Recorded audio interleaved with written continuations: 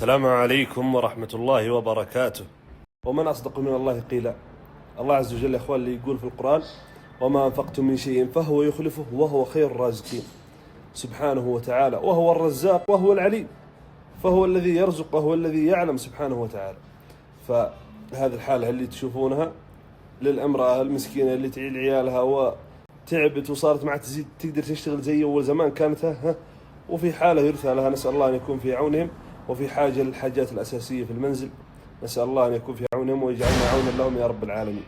فهذا الرابط بما تجود به نفسك، وجزاكم الله خير. صلوا على النبي. السلام عليكم.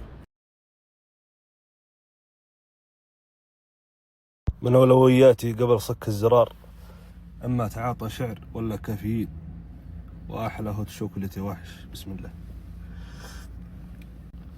لا صحيح.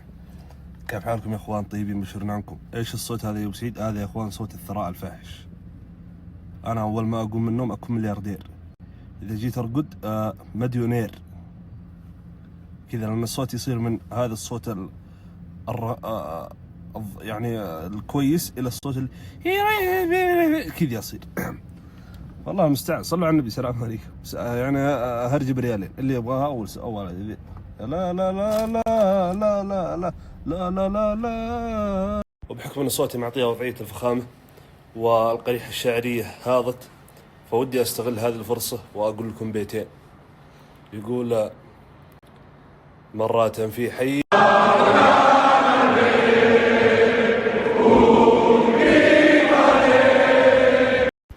انت مغربي يا حبيبنا صح؟ شو؟ مغربي؟ تعرف الشيخ سعيد الكملي؟ ايش؟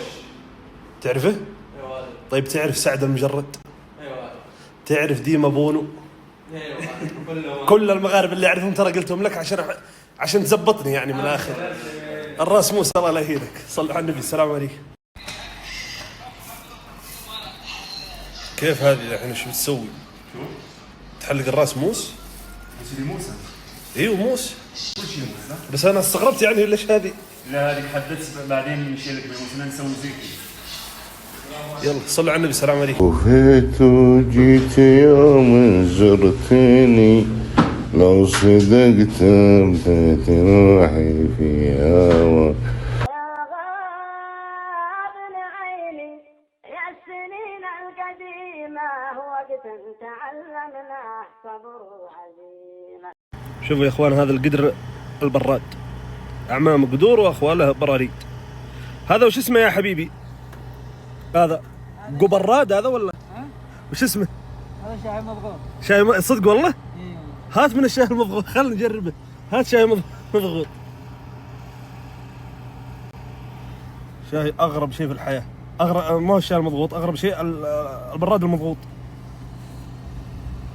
هذا تشرب الشاي لحاله ولا تاخذ معه لبن على اساس انه يزبط الليل؟ الله لا يهينك. خلينا نجرب. بالعافية. الله يعافيك. سلمت. بسم الله. مويه ها؟ ايوه مويه.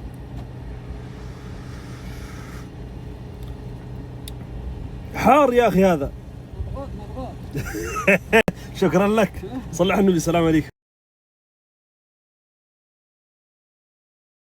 من هو الصحابي الذي سمع الأذان في المنام؟ إيش الكلام هذا يا أبو سعيد؟ تعرفون يا أخوان إن يعني أول ما شرعت الصلاة ما كان في أذان، فكان الرسول صلى الله عليه وسلم يستشير أصحابه يعني كيف ينادى للصلاة. ففي منهم من قال يعني نشعل نارا، وفي منهم من قال نأخذ بوق اللي هذا وننفخ فيه، وفي منهم من قال جرس ناقوس. وفي عمر بن الخطاب رضي الله عنه قال: يا رسول الله يعني يقوم واحد ويقول الصلاة جامعة. فأعجب هذا الرسول صلى الله عليه وسلم واعتمدوه، فكان إذا حضر وقت الصلاة نادى واحد الصلاة جامعة. ففي صحابي اسمه عبد الله بن زيد رأى ذاك اليوم في المنام رؤية عجيبة. رأى أن يعني فيما معنى الرؤية أن شخص معه ناقوس، فقال له: هل تبيعني هذا الناقوس اللي هو الجرس؟ قال: ليش؟ قال: عشان أنادي به يعني للصلاة. فقال: لا، يعني أعلمك اللي أحسن من الناقوس هذا. الله أكبر الله أكبر الله أكبر الله أكبر أشهد أن لا إله إلا الله، الأذان. فعلمها الأذان. فقام عبد الله بن زيد وذهب إلى الرسول صلى الله عليه وسلم وقال: يا رسول الله يعني فيما معنى الحديث إني رأيت رؤيا. فقصها على الرسول صلى الله عليه وسلم، فقال صلى الله عليه وسلم: إنها رؤيا حق، فقم فألقها على بلال، أي علمها بلال، فإنه أندى منك صوتا. كان صوت بلال يعني أجمل وأتوقع أنه أعلى برضو أجهر. فعلمها بلال، فقام بلال فأذن في المدينة، والمدينة الناس يسمعون فيها. فعمر في بيته وسمع الأذان ويقوم يسعى وينطلق إلى الرسول صلى الله عليه وسلم، يقول لك يجر رداءه كناية عن السرعة. قال يا رسول الله والذي بعثك في الحق، أو كما قال يعني إني لرأيت نفس ما رأى، إني سمعت الأذان في المنام. فيعني تأكد يعني ما أدري والله، لكن المهم قالها للرسول صلى الله عليه وسلم فشرع الأذان. فهذه قصة الأذان يا أخوان، وصلوا على النبي، والسلام عليكم ورحمة الله وبركاته. الله يحبك يا الإمارات، حبك زايد عقب زايد، وانت بداوانا 7 دانات عقد من اللول. يا أخوان إيش الفرق بين الوضوء والوضوء؟